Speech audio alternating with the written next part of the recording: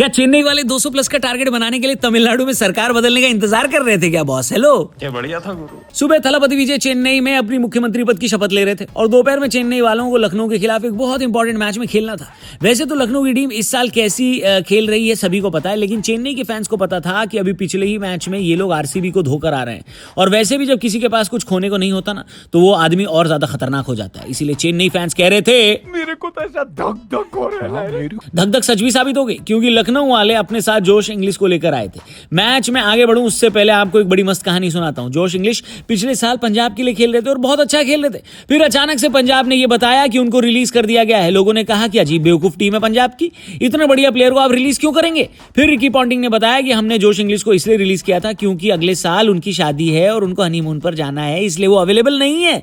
लेकिन फिर जब आईपीएल ऑक्शन का टाइम आया तो पता चला कि जोश इंग्लिश ने अपना नाम डाला हुआ है। सारे पंजाबी फैंस आग बबूला हो गए, क्योंकि इसका मतलब साफ था, अगर जोश इंग्लिश पंजाब के लिए खेलते तो कम सैलरी में खेलना पड़ता, क्योंकि वो रिटेन करते उनको। लेकिन इस साल लखनऊ ने उन्हें लगभग 9 करोड़ में खरीदा। पंजाब के फैंस ने कहा, तू पैसे के लिए बिक गया रे इंग्लिश, हमें नहीं चाहिए ऐसा इंग्लिश। इतनी इंग्लिश तो हम रात को 8 बजे के बाद बोल ही लेते हैं। लेकिन इतना आउटरीच देखने के बाद जोश इंग्लिश ने कहा कि भाई मैं सच में शादी कर रहा हूं, अब पूरा सीजन नहीं खेलूंगा, मैं मई में आऊंगा। लेकिन सबको पता था कि जोश इंग्लिश ने असल में क्या किया है। अब उनके अकाउंट में पैसा आ गया है। खैर, जोश इंग्लिश की कहानी मैंने आपको इसलिए सुनाई क्योंकि इंग्लिश फाइनली लखनऊ के लिए खेल रहे हैं पिछले 2 मैच से, और कल वाले मैच में तो पहली इनिंग में खाली वही हाईलाइट थे। उनकी बैटिंग देखकर लग रहा था कि गोयनका जी ने सिर्फ इसी आदमी को पैसे दिए खेलने के लिए, बाकी सबको तो फ्री में खिला रहे नहीं। लेकिन इंग्लिश ने वाकई में शुरू में चेन्नई के गेंदबाजों के धागे खोल दिए। अकील हुसैन, मिचेल कंबोज, ये सारे गेंदबाज जो अभी तक बढ़िया कर रहे थे, इनको पकड़ पकड़ कर मारा। और बेस्ट बात ये थी कि वो फील्ड पकड़ कर खेल रहे थे, यानी जहां फील्डर नहीं था वहीं मार रहे थे।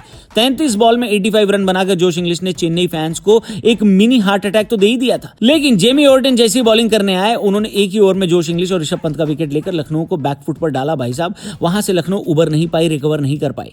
आप सोचो, एक वक्त पर लखनऊ को 250 रन आसानी से बना लेने चाहिए थे, लेकिन ये लोग बड़ी मुश्किल से 204 का टारगेट दे पाए। और एक टारगेट मैं भी आपको देता हूं इससे पहले कि हम लोग वीडियो में आगे बढ़े। आपके लिए बाय 1 गेट 1 अमेजिंग ऑफर आया। जी हां, एक खरीदो एक फ्री में पाओ। जल्दी से डिस्क्रिप्शन में जाओ, ऑर्डर करो इंडिया की favourite calmness drink young monk. इसमें हर्ब्स है, नो एडेड शुगर, 50,000 से ज्यादा कैंस बिक चुके हैं। अमेजिंग प्रोडक्ट, एक बार ट्राई करना तो बनता है। पीकर बताना कैसा लगा। डिस्क्रिप्शन में लिंक दिया है बाय 1 गेट 1 ऑफर के लिए। हमारा कूपन कोड जरूर लगाना जो आपको स्क्रीन पर दिख रहा है। वीडियो में आगे बढ़ते हैं। अब चेन्नई की टीम ने 2018 के बाद से अभी तक 200 प्लस का टारगेट बनाया नहीं था। संजू ने अच्छी शुरुआत दी, लेकिन जब वो आउट हुए तो लखनऊ वालों को लगा कि संजू को आउट करने के बाद तो चेन्नई आउट हो जाती है।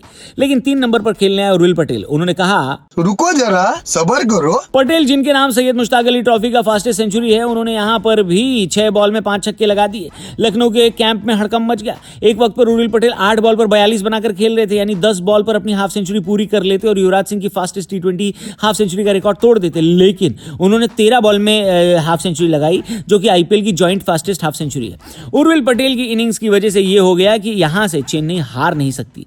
लेकिन उनके आउट होने के बाद चेन्नई वालों ने कहा कि ऐसे कैसे बेन स्टोक्स, जीते जीता है मैच में अचानक से रोमांच आ गया और यह मैच लास्ट ओवर तक चला गया जहां जाना नहीं चाहिए था। लेकिन लास्ट ओवर में जहां पर जीतने के लिए 10 रन चाहिए थे, शायद इसीलिए जरूरी था ताकि शिवम दुबे थोड़ी फॉर्म में वापस आ जाए। शिवम दुबे ने 2 बॉल में 2 छक्के लगाकर चेन्नई को यह मैच जिता दिया और इसी के साथ चेन्नई पॉइंट्स टेबल में 5वें नंबर पर आ गई। जिन लोगों ने उर्विल पटेल की पारी देखी, कमेंट करके बताना कैसी लगी। फिलहाल हम दूसरे मैच पे शिफ्ट हो जाते हैं। थोड़ी लंबी वीडियो रहेगी, लेकिन कल दोनों मैच बहुत बेहतरीन थे, इसलिए दोनों पर बात करनी जरूरी है।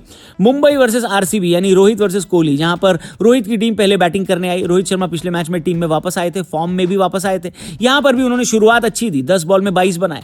लेकिन भुवनेश्वर कुमार भाई के सामने आते ही इस आईपीएल में सारे बल्लेबाजों की बोलती बंद हो जा रही है भाई। एक बार फिर भुवनेश्वर कुमार भाई क्लच साबित हुए। लोग बोल रहे हैं कि अब कमबैक करवा दो भाई इनका इंडियन टीम में। 2027 का वर्ल्ड कप साउथ अफ्रीका में है, वहां पर तो ये बंदा कहर ढा देगा। कहर है कि नहीं?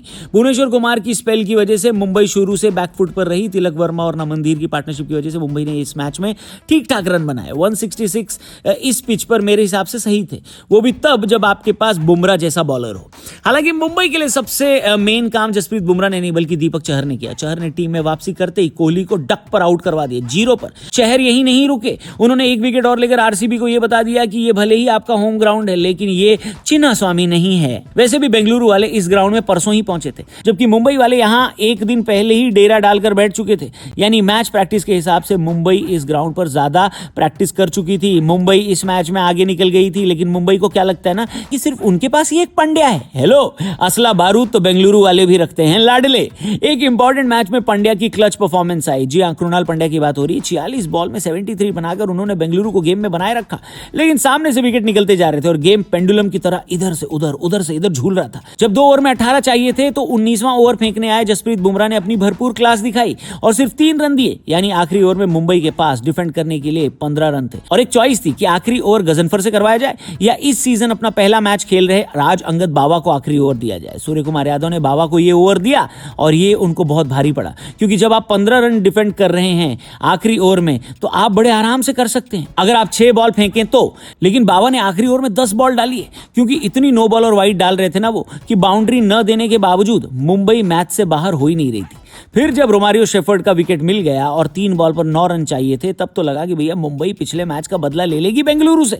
लेकिन भुवनेश्वर कुमार ने आते ही छक्का लगा दिया। इक्वेशन 2 बॉल पर 3 रन आ गई और फाइनली 1 बॉल पर 2 रन की इक्वेशन आ चुकी थी। क्रीज पर थे रसिक सलाम, जिन्होंने बॉल को वालेकुम अस्सलाम कर दिया और 2 रन भागकर 2 पॉइंट बेंगलुरु को दिलवा दिए। इसी के साथ एक नेल बाइटिंग सिचुएशन, एक खतरनाक मैच में बेंगलुरु को 2 पॉइंट और मिल गए और बेंगलुरु अब टेबल टॉप पर बैठी हुई है। आईपीएल की पॉइंट्स टेबल बेहद इंटरेस्टिंग हो चुकी है। टेक्निकली तो मुंबई और लखनऊ दोनों अभी भी एलिमिनेट नहीं हुए हैं, लेकिन ऐसा समझ लो कि हो गए हैं। पर चेन्नई और आरसीबी की जीत बेहद शानदार रही और संडे सुपर संडे बन गया। आपको किसकी जीत में ज्यादा मजा आया कमेंट करके बताना। कौन सा मैच आपको बहुत ज्यादा इंटरेस्टिंग लगा उसके बारे में जरूर लिखना। और लाइफ से स्ट्रेस को हटाना, कामनेस लाना, बाय 1 गेट 1 का ऑफर अगर चाहते हो पाना तो डिस्क्रिप्शन में जाना, B1 जीवन कोड लगाकर आप यंग मॉन्क को जरूर ट्राई करना। इसमें हर्ब्स है, नो एडेड शुगर, 50,000 से ज्यादा कैंस बिक चुके हैं, लोगों को फुल फील आ रही है इसको ट्राई करने में, तो आप भी जरूर ट्राई करना। यंग मॉन्क, इंडिया की favourite calmness drink. Thank you for watching, जल्दी मिलते हैं। जय हिंद।